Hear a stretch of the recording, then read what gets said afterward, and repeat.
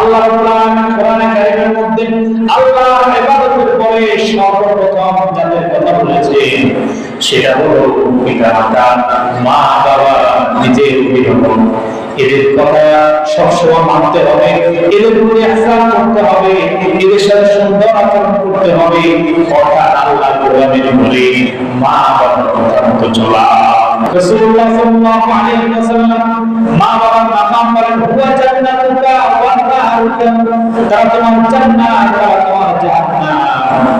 যদি তুমি তাদেরকে রাজি খুশি করতে পারো তাহলে তোমার জান্নাতের ফয়সালা হয়ে যাবে, আর যদি তাদেরকে নারাজ করো জাহান্নামে নির্বাসিত হতে হবে। আলহামদুলিল্লাহ।